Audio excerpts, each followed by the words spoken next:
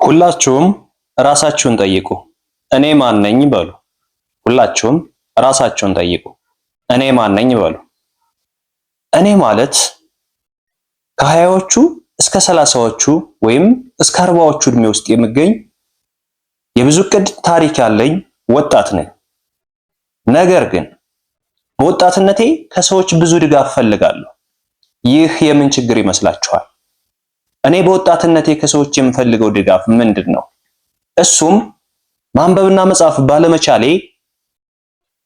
በሀያዎቹና በሰላሳዎቹ እድሜ መካከል ያለው ጎልማሳ የ80 ዓመት ባህሪ ሽማግሌን ተላብሼ ሽማግሌዎቹ አይናቸው ባለማየቱ ባለማንበብ ባለመጻፋቸው አይደለም፣ አይናቸው ባለማየቱ ይህንን አንብብልኝ ይህንን ጻፍልኝ እያሉ ዘወትር ሲጠይቁ ታያላችሁ።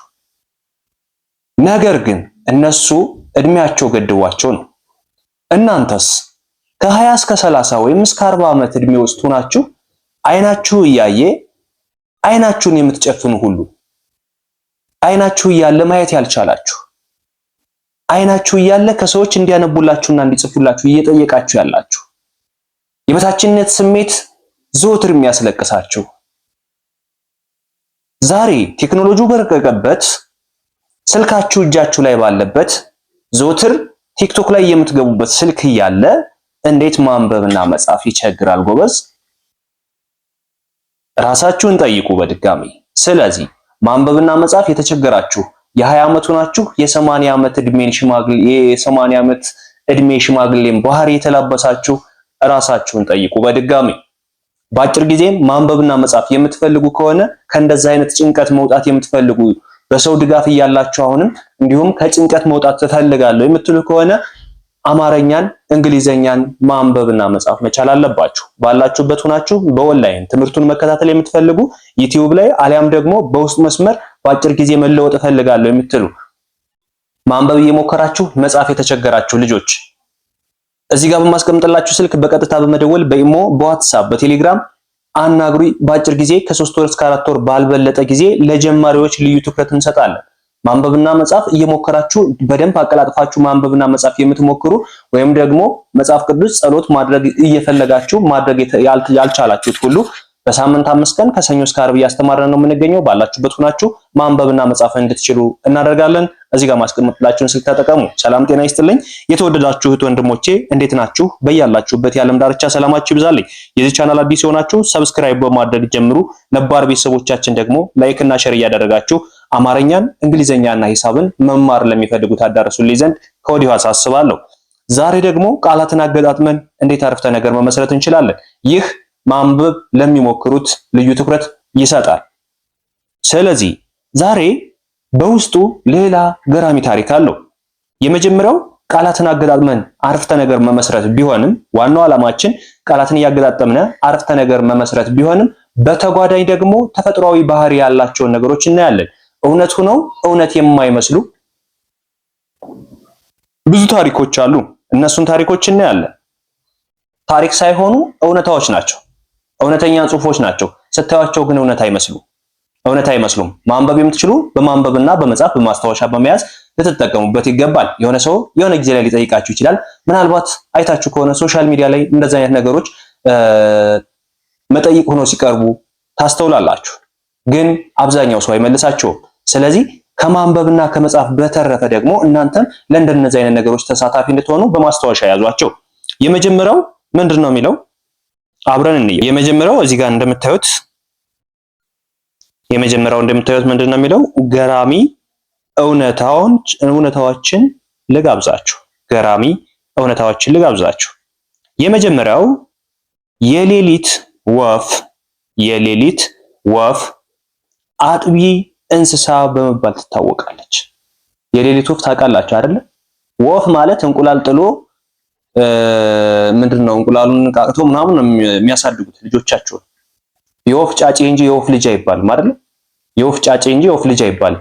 ነገር ግን ከነዚህ መካከል የሌሊት ወፍ የምትባለዋ አጥቢ እንስሳት በመባል ትታወቃለች። ልብ በሉ፣ ይሄ ነገር ይጠቅማችኋል፣ ያዙት በደንብ። ይሄ የሌሊት ወፍ አጥቢ እንስሳ በመባል ትታወቃለች ማለት አንድ አረፍተ ነገር ነው። እንደ አረፍተ ነገር ስንወስደው አንድ አረፍተ ነገር ነው። ነገር ግን በሌላ መልኩ ደግሞ እውነታ የሆነ የተፈጥሮ ባህሪ ነው። እውነታ የሆነ የተፈጥሮ ባህሪ ነው። ስለዚህ የሌሊት ወፍ አጥቢ እንስሳ በመባል ትታወቃለች። አጥቢ እንስሳ በመባል ትታወቃለች። ሌሎችንም አብረን እንይ። ቀጭኔ ከነቀንዷ የምትወለድ እንስሳ ነች። ይሄ አንድ አረፍተ ነገር ነው። ቀጭኔ ከነቀንዷ የምትወለድ እንስሳ ነች ማለት አረፍተ ነገር ነው። ግን በሌላ ጎኑ ደግሞ የሚያስተላልፈው መልእክት አለ። እንዴት ከነቀንዱ እንስሳ ሊወለድ ይችላል? ለምሳሌ ከብቶችን አይታችኋል፣ ፍየሎችን፣ በጎችን አይታችኋል። እነሱ ከነቀንዳቸው አይወለዱም አይደለ? ከተወለዱ በኋላ ነው ቀንድ የሚያበቅሉት። ግን ቀጭኔ የምትባለው እንስሳ በተፈጥሮዋ ከነቀንዷ ነው የምትወለደው። እንዴት ሊሆን ይችላል ብላችሁ ጥያቄ ሊያስነሳባችሁ ይችላል። ከነቀንዷ ስትወለድ እንዴት ከማህፀን ልትወጣ ትችላለች ብላችሁ ስታስቡ ሌላ ጥያቄ ያስነሳል አይደለ? ቀጭኔ ከነቀንዷ ስትወለድ በልጅነቷ ከቀናት በፊት በልጅነቷ ቀንዶቿ ላስቲክ ሆኖ ነው የሚወለዱ። ላስቲክ ናቸው ቀንዶቿ፣ የለሰለሰ ላስቲክ ነው የሚሆኑት። ታጥፈው ከጭንቅላቷ ጋር ነው አብረው የሚወጡት ስትወለድ። ነገር ግን ከተወሰኑ ቀናት በኋላ የጠነከረ ቀንድ ይሆናል ማለት ነው እንጂ ቀንዷ ከልጅነቷ በሂደት እያደገ የሚሄድ አይደለም። ቀጭኔ ማለት ስትወለድ አብሯ ቀንዷ አብሮ የምትወለድ እንስሳ ነች። ሌላው ጉንዳን ከራሱ ክብደት በላይ የመሸከም አቅም አለው። ሰው ከራሱ ክብደት በላይ መሸከም አይችልም። ቢችል እንኳን ማክሲመም የ20 የ30 ክብደት ነው የሚጨምረው። የ20 የ30 ማለት ነው። የ20 የ30 ኪሎ ጭማሪ ነው ሊጨምር የሚችለው። ከዛ ውጭ ግን ከራሱ ክብደት በላይ መጨመር አይችልም። የጉንዳን ክብደት ግን ጉንዳንና ነብር በተፈጥሯቸው የመሸከም አቅማቸው በጣም ከፍተኛ ነው። ስለዚህ ጉንዳን ከራሱ ክብደት በላይ የመሸከም አቅሙን ወደ ሰው ስንለካው ሰው መኪና እንደመሸከም ነው የሚቆጥረው። ሰው መኪናን መሸከም ቻለ ማለት ጉንዳን በአቅሙ ደግሞ ምን ያህል መሸከም እንደሚችል አስቡት። ከራሱ ክብደት በላይ የመሸከም አቅም ያለው ጉንዳን ይባላል።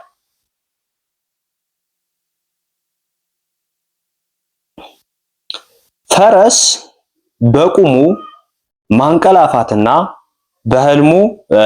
ህልም ማየት የሚችል እንስሳ ነው።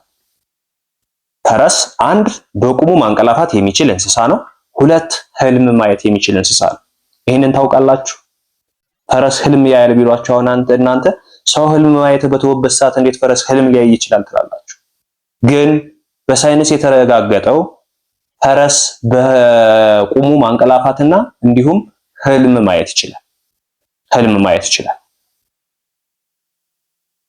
ስለዚህ ይሄ ማለት ፈረስ በቁሙ ማንቀላፋት እና ህልም ማየት የሚችል እንስሳ ነው ማለት ይሄ አንድ አረፍተ ነገር ነው። እዚህ ጋር የተዘረዘሩት በሙሉ አረፍተ ነገር ናቸው። አጫጭር አረፍተ ነገር ይባላሉ።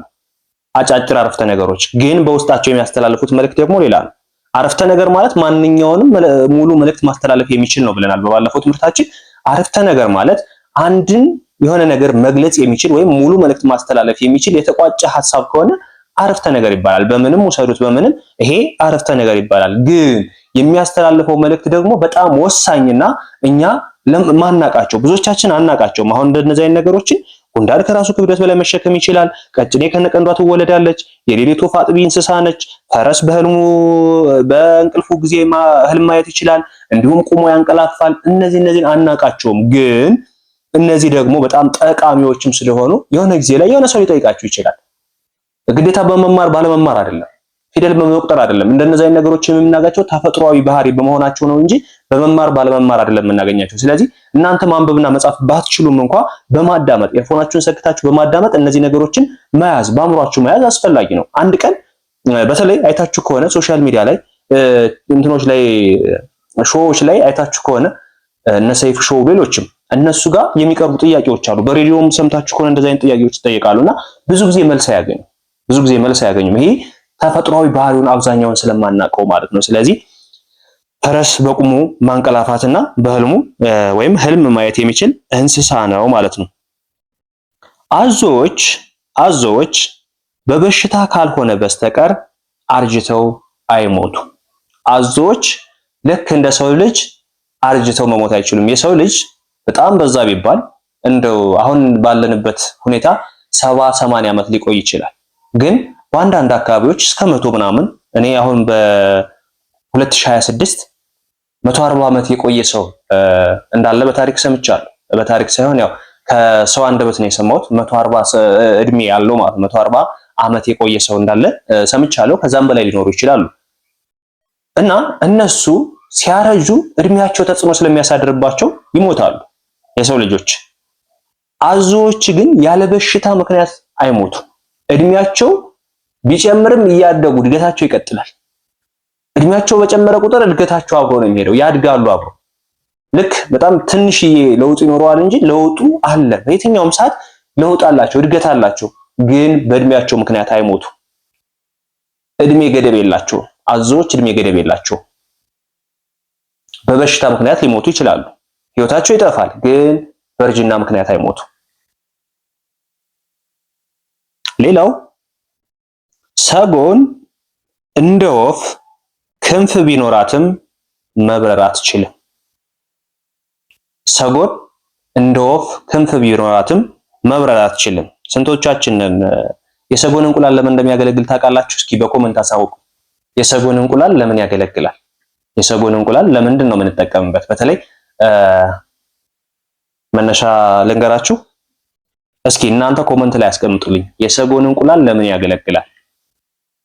ስለዚህ ሰጎን ክንፍ አላት እንደ አዋፍት፣ ነገር ግን መብረር አትችልም። ምንድነው የምታደርገው? ሩጫ ነው፣ መሮጥ ነው የምትችለው። እንደ ሰው ልጅ ነው መጓዝ የምትችለው እንጂ መብረር አትችልም። በዚህ አጋጣሚ ሰጎን በእርግጫ አንበሳ የመግደል አቅም አላት። ይህን ስንቶቻችን እናውቃለን? ሰጎን በእርግጫ አንበሳን የመግደል አቅም አላት።